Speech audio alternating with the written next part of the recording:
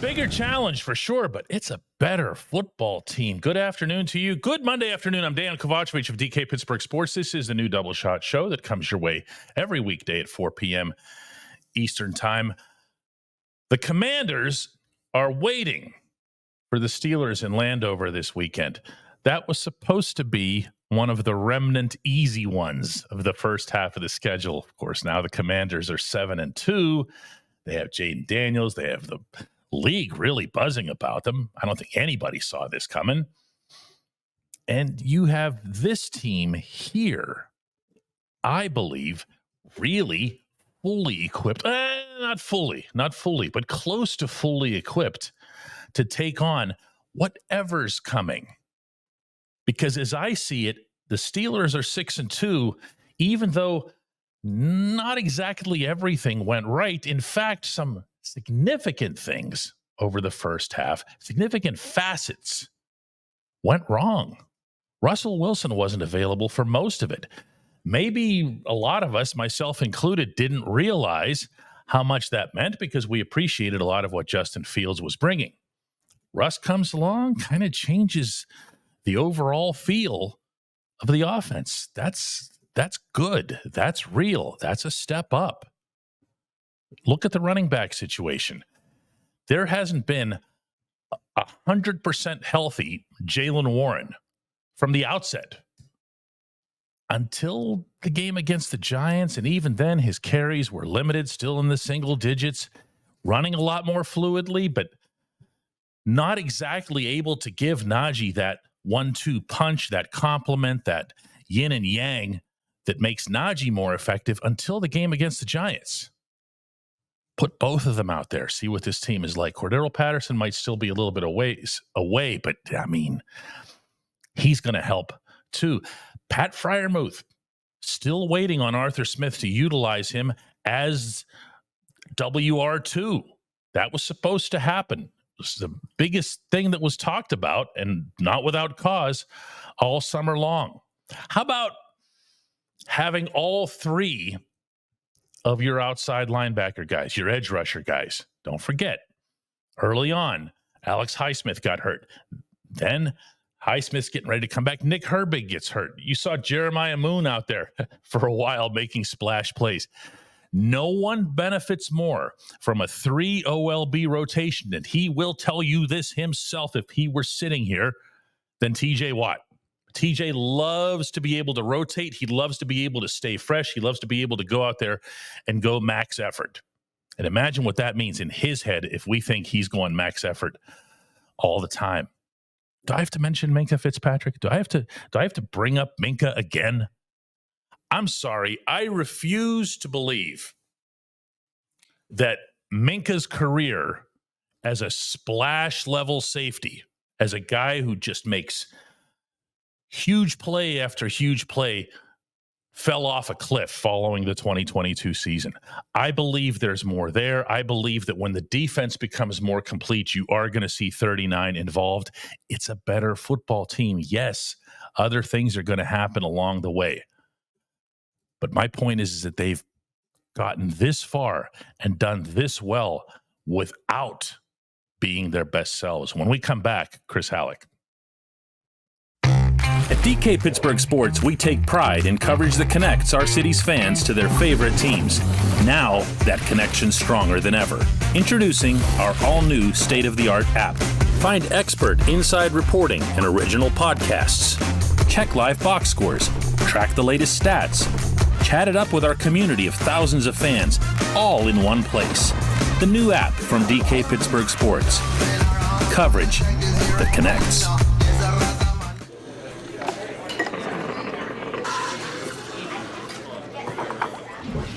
Joined now by Chris Halleck, checking in from the south side, where the Steelers had a couple of guys come back to practice. Really good news for them. Zach Frazier, Nick Herbig, and, Cam Sutton is in the mix as well.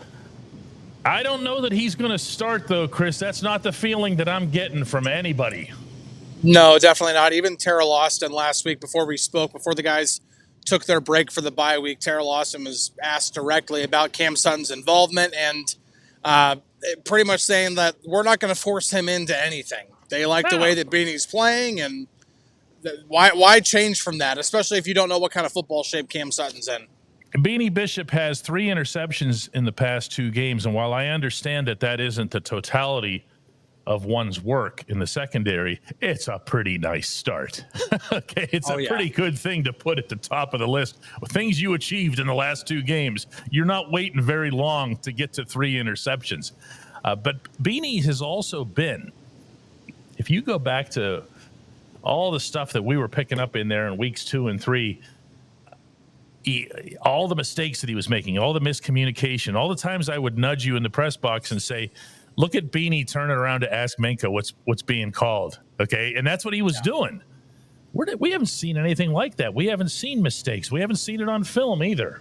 No, he's been doing a lot better. It's still not exactly where it needs to be. They don't have Mike Hilton on their hands just yet, but you're definitely seeing improvement. And I think that's the only thing you can really ask of really any rookie, is just, any player, but especially when rookies are kind of held in their own level, like bracket of expectations or whatever, just because it's their first, to use a Mike Tomlinism, it's their first lap around the track. They're experiencing the NFL for the first time. And we're seeing Beanie get better week in and week out. He's been a good tackler all season. That's obviously always a positive. They always want their secondary guys to be able to tackle. So if he continues on this trajectory, which again, Tara Lawson said he has an upward trajectory, then it's only a good thing for this defense, because then Cam Sutton just gives them, at least on the field, gives them more depth, plus possibly Corey Trice at some point.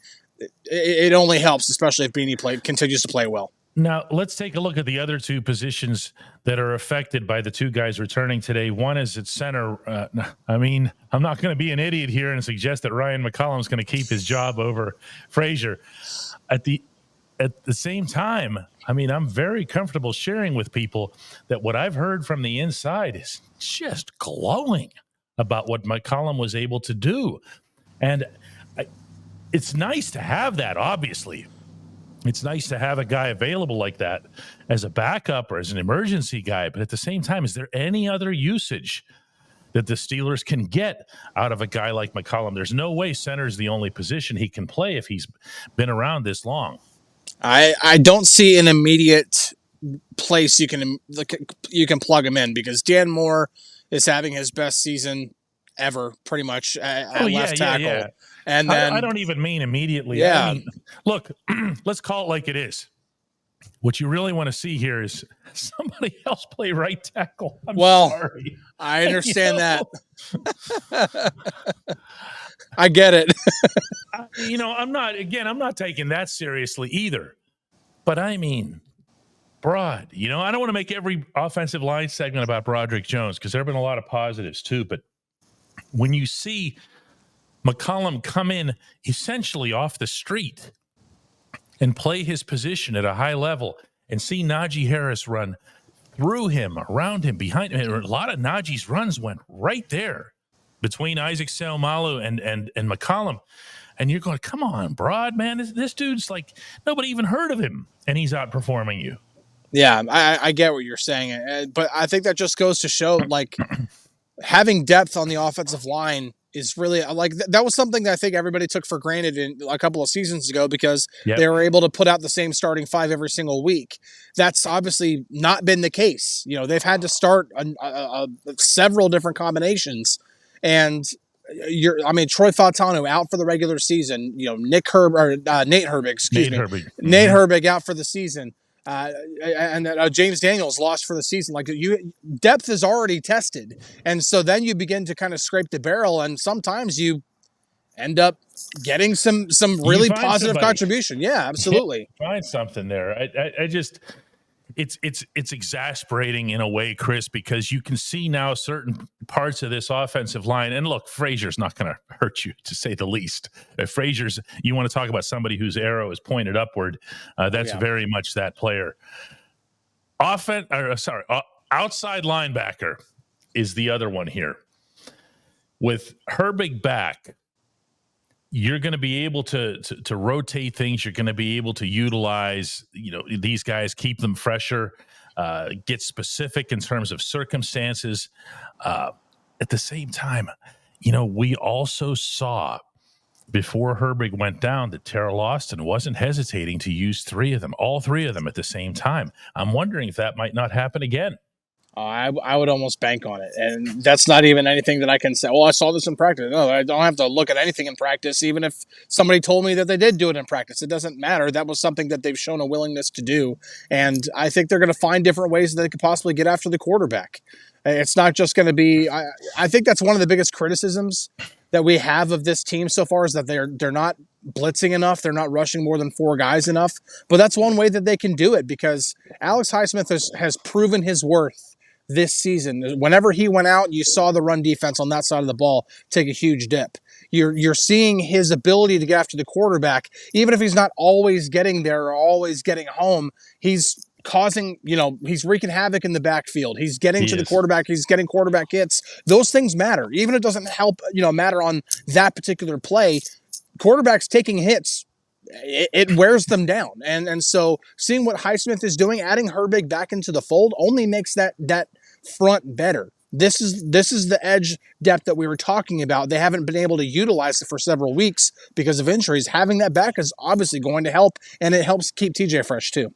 Yeah, the question I guess you'd have to ask yourself if you're Austin and Mike Tomlin, who's obviously very heavily involved in the defense, is if I have a wish to go at the other team's quarterback, whether it's some kind of all-out blitz or just stunting a linebacker, do I want Herbig doing that, or do I want Patrick Queen or Peyton Wilson doing it, or Landon Roberts? I think you're almost always going to take Herbig. It's his specific skill set, and he's unbelievable at it. His close is unbelievable. I don't even care, Chris, if when you put Herbig out there as the 3 guy, if you're advertising to the world that he's coming, because why else would you have him on the field? It's his it's his reason for existing.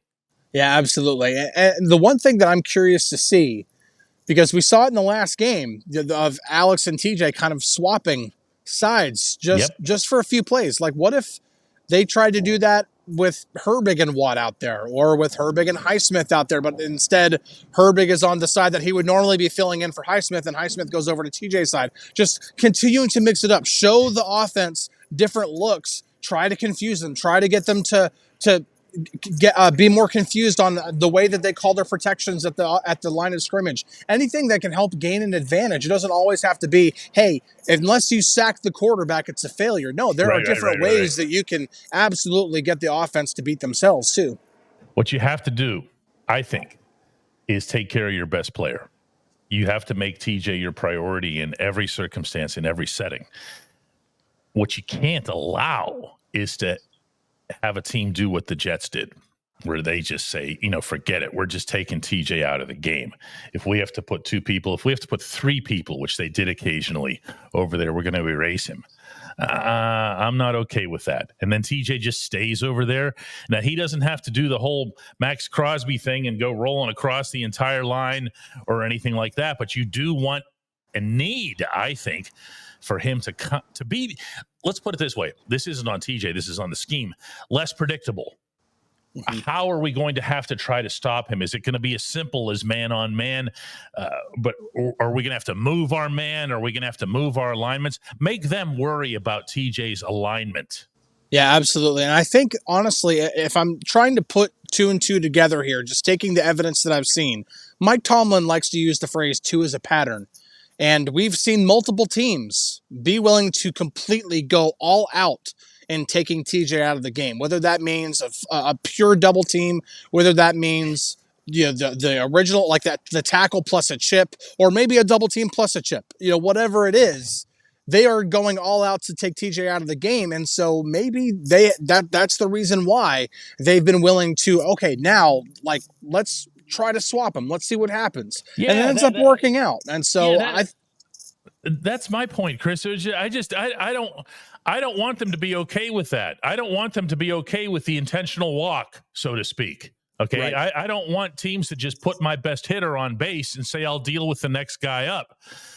TJ has to remain a factor. He's such an insane insanely huge variable in a game that I'm not willing to give him up just so that you can have what happened to the Jets, which is they went too far. And of course, Alex ends up hurting them. Other guys ended up hurting them. Great. Okay. For that game. I see Herbig coming back, and I get a little bit leery because I don't want them to just rest on their laurels with TJ.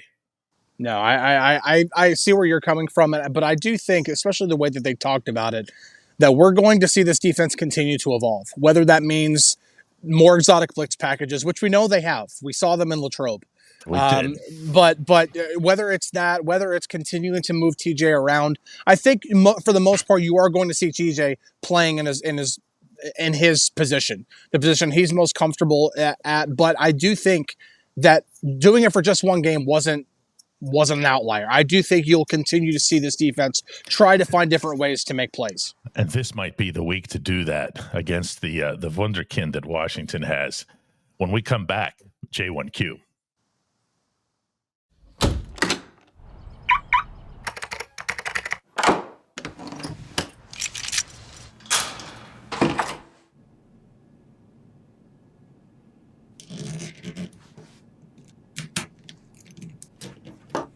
Safety is a habit. Gun safety and responsible storage are no different. Help prevent gun accidents, misuse, and theft. Keep firearms safe and secure when not in use. For safe storage options, visit projectchildsafe.org.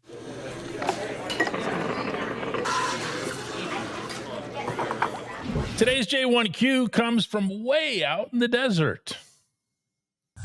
Hey, DK, this is Emmett from Arizona. I just have a question about why do we keep throwing to Johnson instead of Freiermuth? We don't throw to the tight ends a bunch, but why? Why is it Johnson always now? What happened to Freiermuth? I think he's a lot better player. Listen, Freiermuth is a better pass catcher. Freiermuth is a better playmaker. Freiermuth is a far more likely target for first downs and touchdowns. Now, I've attempted, Emmett, from the inside to find out what exactly is happening. Why? It's not so much you're making it sound like it's Darnell Washington versus, and it's really not. Darnell's not exactly getting, bombarded with footballs either. And Connor Hayward, who was supposed to be part of this mix, hasn't really factored in either. What you've seen since Russell Wilson came in at quarterback is more of a distribution to Calvin Austin, to Van Jefferson. He is hitting George Pickens, who is the guy that you want to hit more than anybody else. Where Pat's concerned, what I've gathered is this. The Steelers and Arthur Smith specifically want to see this offense run the football at a high level. They believe that the best way to achieve that is to have both Pat and Darnell in on the line. So when Darnell only makes a couple of catches, people like you and me aren't going to go, wow, why aren't they throwing to Darnell? Whereas with Pat, yeah, we're going to wonder at almost every other play because we've seen what it is that he can do. Pat gets this. Pat appreciates this. Pat respects it. He is just such a model teammate and a model team player. At the same time, it's a little bit, I'm sure it's uncomfortable for all concerned because if you go back to the summer months, you're going to have to trust me here, Emmett, that it wasn't something that I or the people covering the team were hyping up, that Pat was going to make 1 million catches and that Pat was going to be the main guy and he was the de facto WR2. All of this was real. All of this was real. The way they were throwing the ball to Pat, it wasn't just the old, go across the middle, typical tight end formations. They were flinging it to him down deep, straight sideline go routes.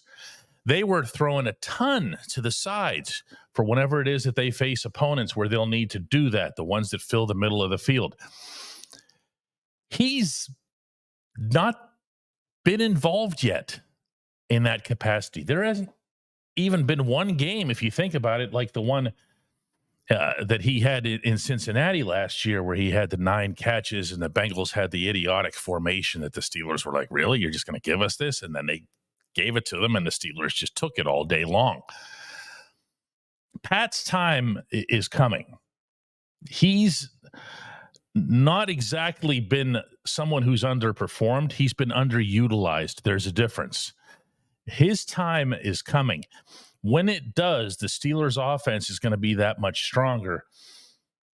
They want to build this run thing up. They just want to make sure that is set as the foundation, and then he'll get grafted on top of that. The best answer I can give you, in addition to the fact that it's not a Darnell thing, it's not Darnell versus Pat. I appreciate the question. I appreciate everybody checking out the new Double Shot Show. We'll have another one of these tomorrow.